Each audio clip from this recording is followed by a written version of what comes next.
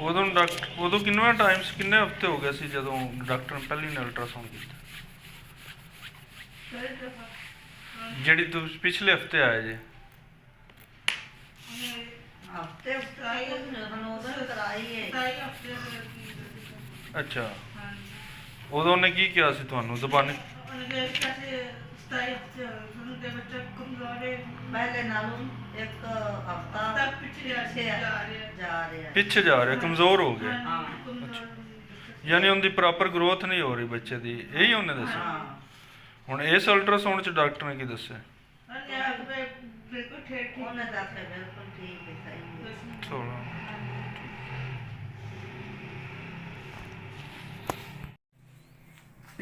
ਪਿਛਲਾ ਜਿਹੜਾ ਬੱਚਾ ਆਇਆ ਹੋਇਆ ਉਹ ਕਿੰਨੇ ਦਿਨਾਂ ਦਾ ਹੋ ਗਿਆ ਹੋਇਆ ਸੀ? ਕਿੰਨੇ ਮਹੀਨਿਆਂ ਦੀ ਸੀ ਪ੍ਰੈਗਨੈਂਸੀ? 6 ਮਹੀਨਿਆਂ ਦਾ। 6 ਮਹੀਨਿਆਂ ਦਾ ਸੀ। ਅੱਛਾ, ਆਪੇ ਹੀ ਦਰਦ ਸ਼ੁਰੂ ਹੋ ਗਿਆ ਸੀ? ਕੀ ਹੋਇਆ ਸੀ? ਪੇਟ 'ਚ ਬਹੁਤ ਹੋ ਗਿਆ। ਪੇਟ 'ਚ ਬਹੁਤ ਹੋ ਗਿਆ। ਪਤਾ ਵੀ ਨਹੀਂ ਲੱਗਿਆ ਸੀ ਤੇ ਚੈੱਕਅਪ ਕਰਾਉਣ ਕੁਦਰਤੀ ਆਏ ਸਨ। ਸਹੀ। ਇਹ ਨਹੀਂ ਵੀ ਕੋਈ ਤਕਲੀਫ ਹੈ ਦਵਾਈ ਨਹੀਂ ਜਾਂਦੇ ਪਏ, ਨਹੀਂ ਕੁਦਰਤੀ ਅਸੀਂ ਕਿਹਾ ਮਹੀਨਾ ਡੇਢ ਹੋ ਗਿਆ ਚੈੱਕਅਪ ਨਹੀਂ ਕਰਾਇਆ, ਚੈੱਕਅਪ ਕਰਾਇਆ ਇੱਥੋਂ ਆਪ ਦੇ ਪਹਿਲਾਂ ਡਾਕਟਰ ਨੂੰ ਮਸ਼ੀਨ ਲਾਈ ਨਾ, ਉਹਨੇ ਸਾਨੂੰ ਦੱਸਿਆ ਵੀ ਇਹਦਾ ਬੱਚਾ ਤਾਂ ਪੇਟ 'ਚ ਬਹੁਤ ਹੋਇਆ ਖੜਾ ਹੈ। ਪਤਾ ਹੀ ਨਹੀਂ ਲੱਗਿਆ ਸੀ, ਕੋਈ ਮਸਲਾ ਹੀ ਨਹੀਂ ਬਣਿਆ ਸੀ, ਨਾ ਕੋਈ ਦੁੱਖ ਨਾ ਦਰਦ ਨਾ ਤਕਲੀਫ। ਹਾਂ। बिस्मिल्लाहिर्रहमानिर्रहीम। अस्सलाम वालेकुम वरहमतुल्लाहि वबरकातुहू। मैं हूं doctor Mohammad Akhtar, classical homeopathic care centre की जानब से मैं आपके साथ मुखातब हूँ। इस वक्त हमारी 2 ब्रांचेज हैं, एक लाहौर में और एक बहावल नगर में। तो आज का जो मैंने आपके साथ एक केस शेयर किया है उसका मकसद ये है कि देखें अल्लाह जल्ला जलालहू कैसे मरीज़ों को सेहतयाब कर देते हैं, कैसे शिफा दे देते हैं होम्योपैथिक के ज़रिए। इस पेशेंट को क्या मसला था? इस पेशेंट को मसला ये था कि इसकी पिछली प्रेगनेंसी जो पहले एक दफ़ा हुई वो 6ठे महीने में डेथ हो गई, उसकी पेट के अंदर बच्चा फौत हो गया। उसके बाद से दोबारा इनको प्रेगनेंसी हुई तो अब भी 6ठा महीना जब स्टार्ट हुआ तो उसकी ग्रोथ रुक गई, बच्चा पीछे जाना शुरू हो गया।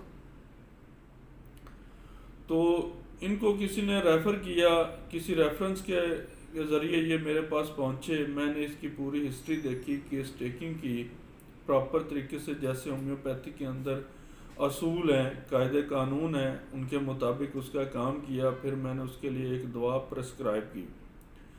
एक दवा देने से कुछ दिनों के बाद मरीज़ के अंदर इम्प्रूवमेंट आ गई, मरीज़ काफ़ी बेहतर हो गया, उसकी रिपोर्ट नॉर्मल हो गई, बच्चे की ग्रोथ नॉर्मल हो गई, बच्चे ने प्रॉपर ग्रोथ शुरू कर दी।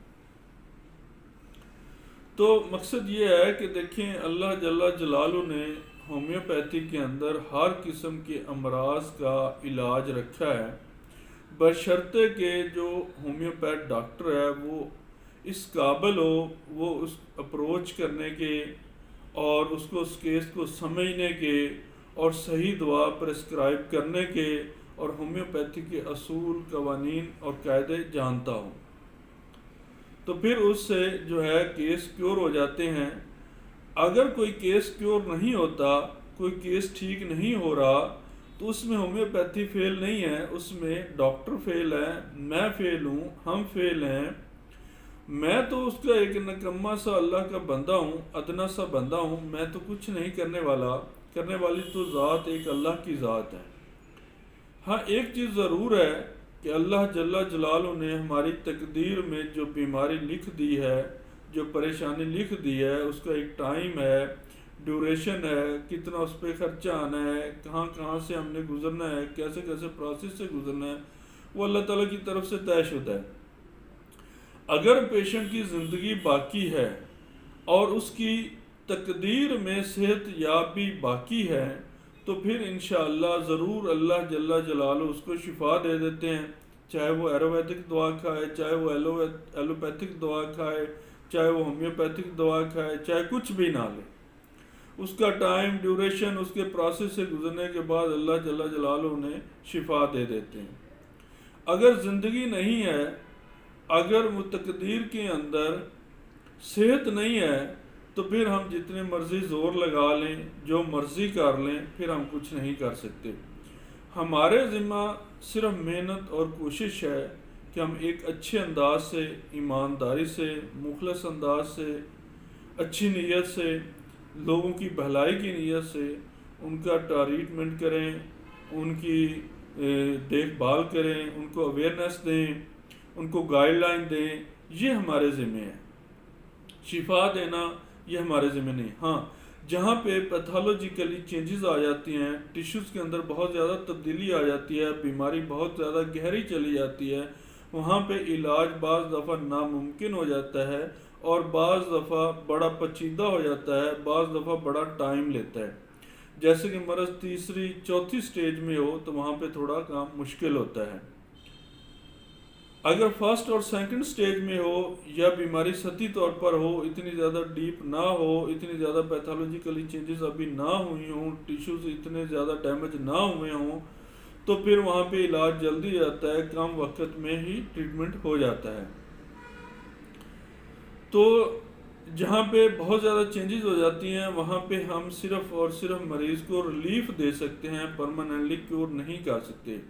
جہاں پہ آرگنز ریموو کرا لیتے ہیں، جیسے کہ کسی نے کڈنی نکلوا لیا، کسی نے آنکھ کا کچھ پیس نکلوا لیا، کسی نے لیور ٹرانسپلانٹ کروا لیا، تو اس طرح سے جو ریموو ہو جاتے ہیں یا چینج ہو جاتے ہیں، تو وہاں پہ ہم کیا کرتے ہیں، کسی نے گال بلیڈر نکال دیا، تو وہاں پہ ہم صرف ریلیف دے سکتے ہیں، پیشنٹ کو کیور نہیں کر سکتے۔